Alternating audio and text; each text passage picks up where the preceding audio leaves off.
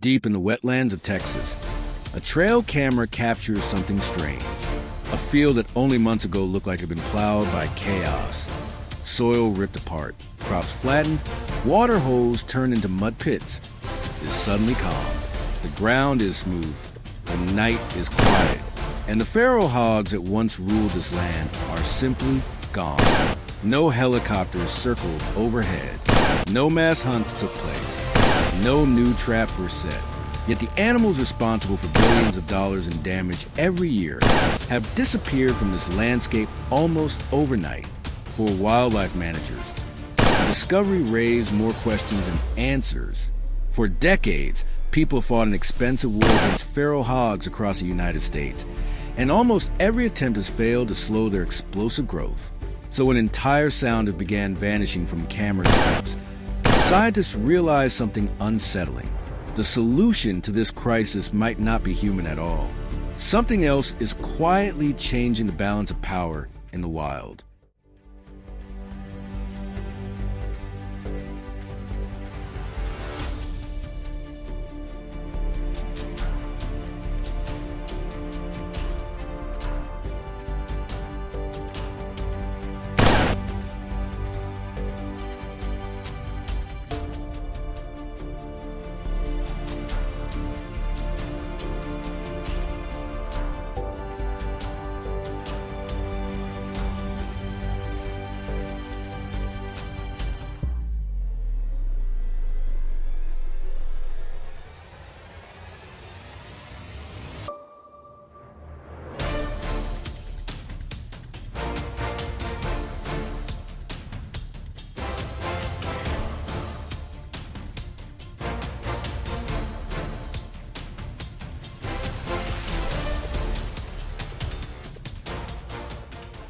To uncover why entire sound has disappeared, researchers combined long-term camera grids, necropsies, and landscape mapping.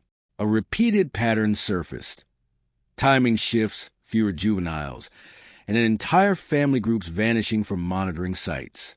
No single factor explained this. Instead, three interacting forces kept showing up. First, returning predators' rewired movement.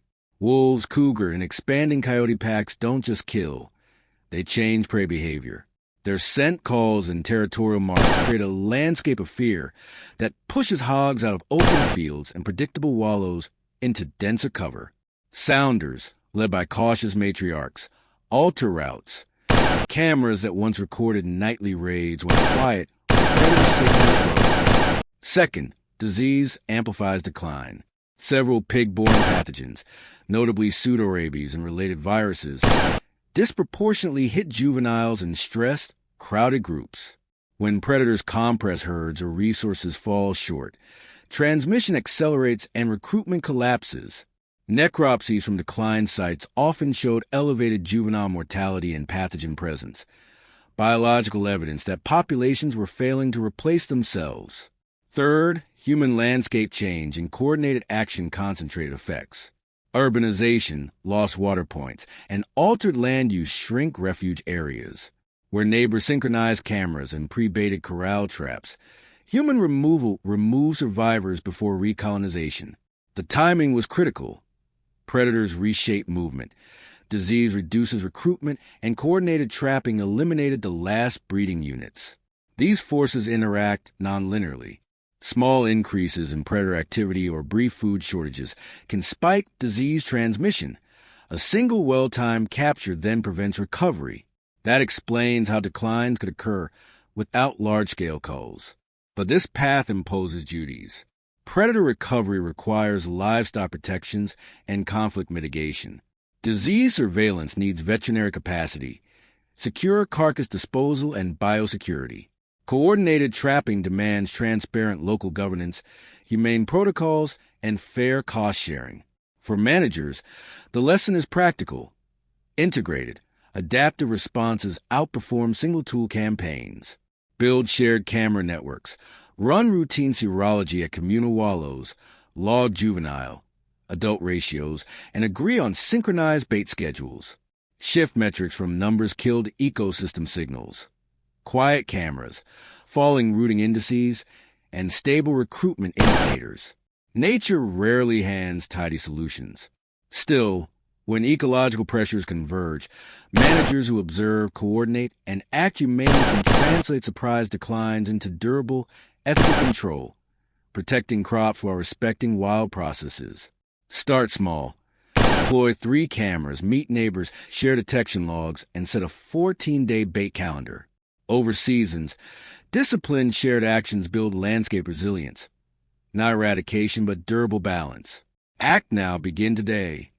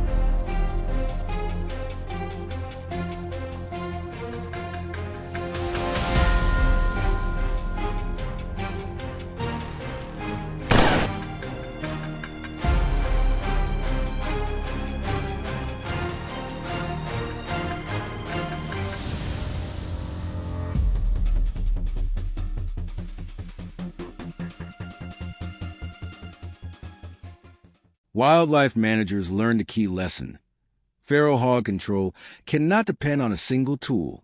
Decades of kill more tactics, hunters, traps, helicopters, and poisons failed because they left a system that allowed hogs to thrive unchanged. New research pointed to a different strategy: work with ecological pressures already shaping hog populations. Predators, disease, habitat structure, and coordinated human action interact to determine whether a population grows or collapses. When these forces converge, even adaptable hogs can lose their edge. Predators are the first layer.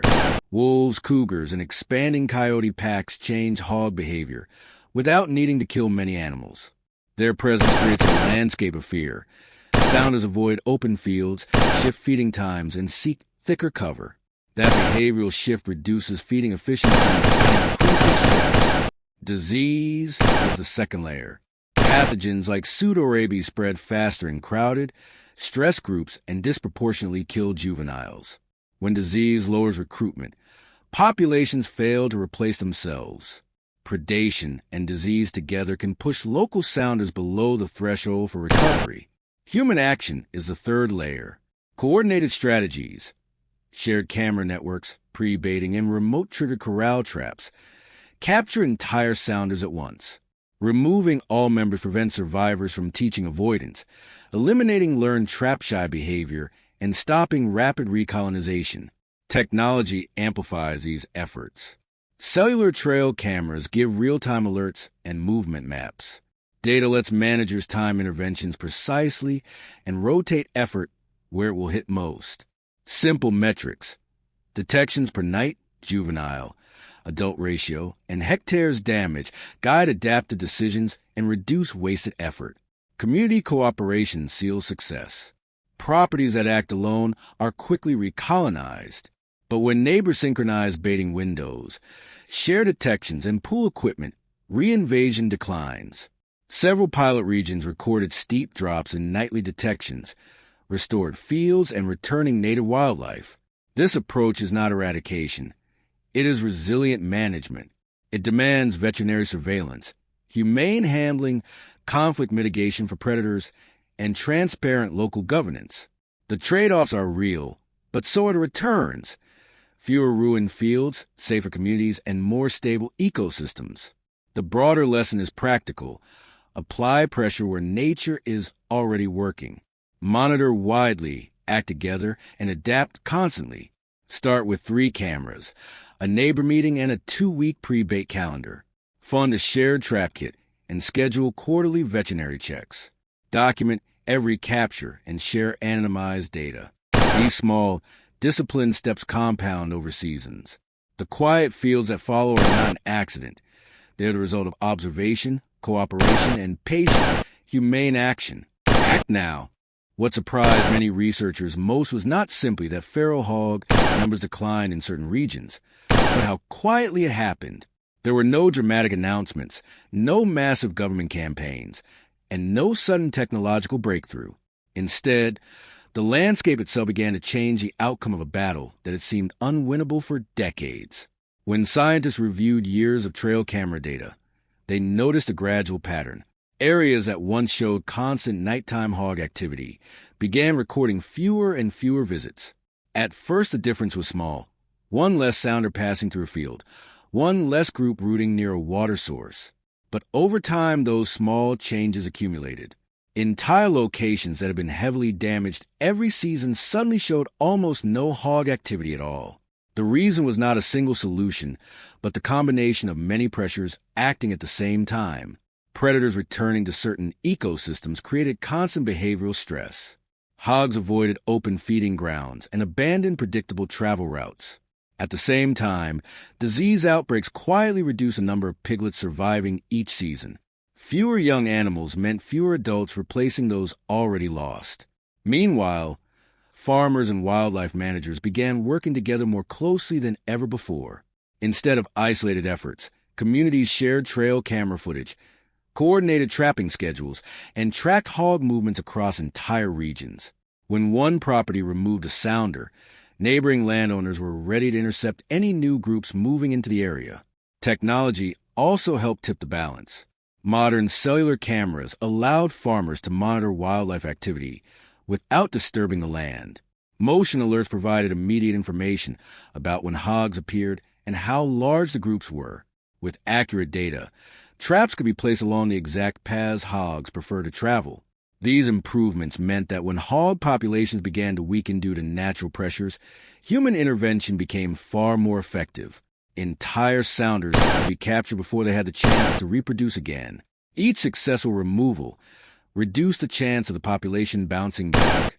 What makes this story remarkable is the broader lesson it reveals. For years, people believed that controlling feral hogs required overwhelming force, more hunters, more helicopters, more aggressive methods.